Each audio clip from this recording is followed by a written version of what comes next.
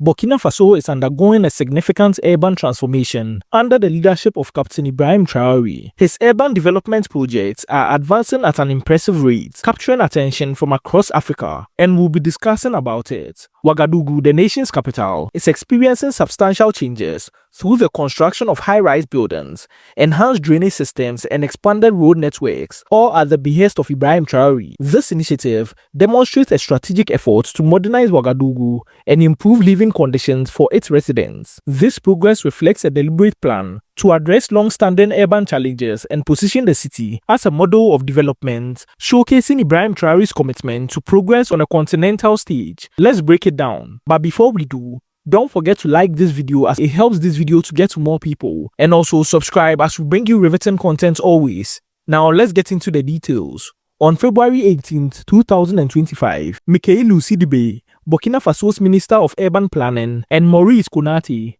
President of Ouagadougou Special Delegation, conducted a detailed evaluation of ongoing construction in the Tampoué, Tangin, and Grand Est districts at the behest of Ibrahim Traore.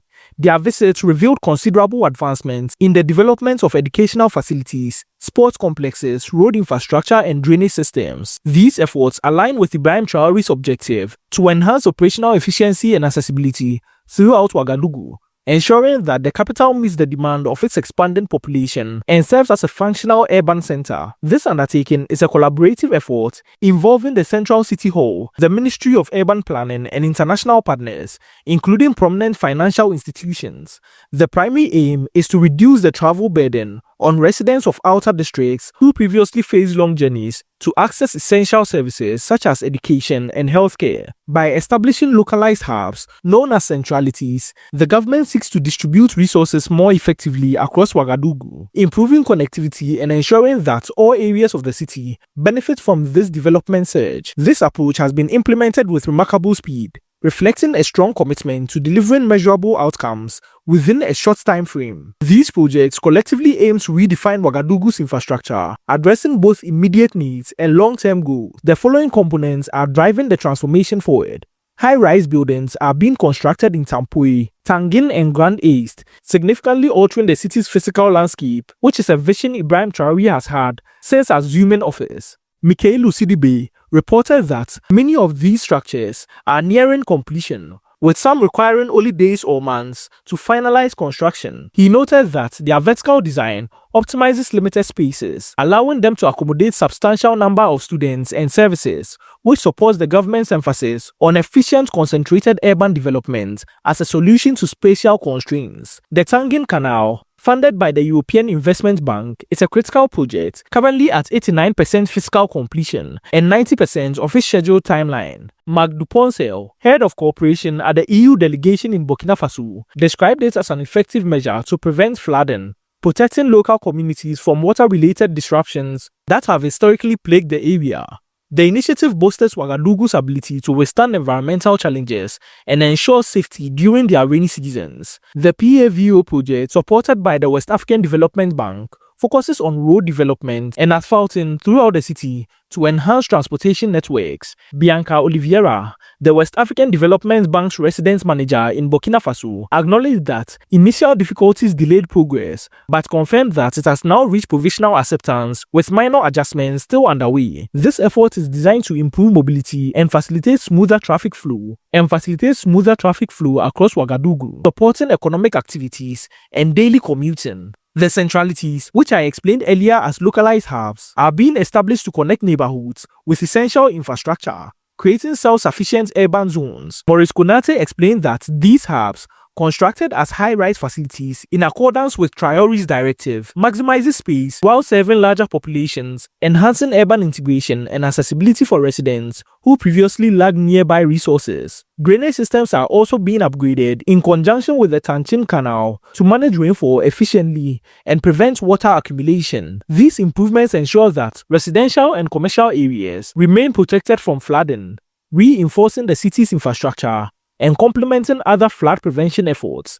International partners with the European Investment Bank and the West African Development Bank are fundamental to this progress, providing both financial and technical support. Bianca Oliveira, the West African Development Bank's resident manager in Burkina Faso, affirmed that the West African Development Bank is preparing for subsequent phases, ensuring continuous assistance to Ouagadougou City Hall in executing these developments and maintaining momentum beyond the initial stages. The various projects target three key districts: Tampoy, Tanchin, and Grand Est. President Ibrahim Traore selected these three districts for their specific needs and potential for growth within Ouagadougou's urban framework. Tampoy is seeing advancements in educational facilities and drainage infrastructure, addressing educational access and flood risk simultaneously. Tanchin benefits from its flood prevention canal, a vital asset in the flood-prone area, while Grand Est is developing into a well-connected urban zone with improved infrastructure. These areas are central to Traore's plan to enhance conditions in Ouagadougou's outer regions, reducing disparities in access to services and fostering equitable urban development. And as I've said, Ibrahim Traore is targeting urban development holistically. This is rare for many West African leaders, as they seem to tackle one problem at a time, and most of the time not holistically. But this time, Ibrahim Traore is seeking to tackle everything to its natural conclusion, hence sending the Minister for Urban Development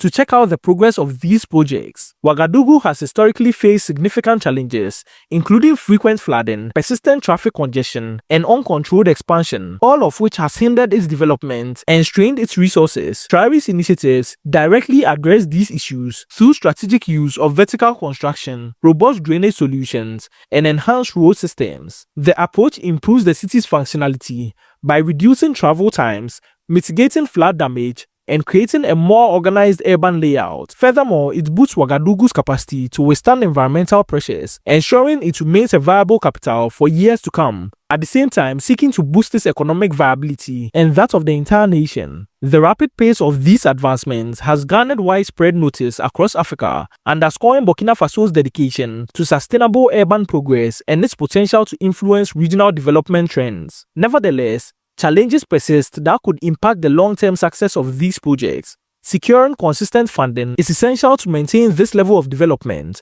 and ensures that resources remain available for completion and upkeep, which Captain Ibrahim Traore is ahead of and has made several communications with the West African Development Bank and several European partners to make sure that funding is never an issue, but also engaging with local communities in the maintenance of these systems is crucial for their durability, as community involvement will determine whether these investments endure over time, which are few problems that this holistic development approach might encounter. But despite these obstacles, the collaboration between Traore's administration demonstrates a firm determination to achieve lasting success and overcome potential setbacks through careful planning and execution, which is unprecedented in Burkina Faso's history. Captain Ibrahim Traore's city development projects are transforming Ouagadougou into a modern, resilient capital, with implications that extend well beyond Burkina Faso's borders. As of February 2025, the swift completion of high-rise facilities, flood protection measures, and road networks reflects a clear commitment to improving urban living standards and connectivity across the city.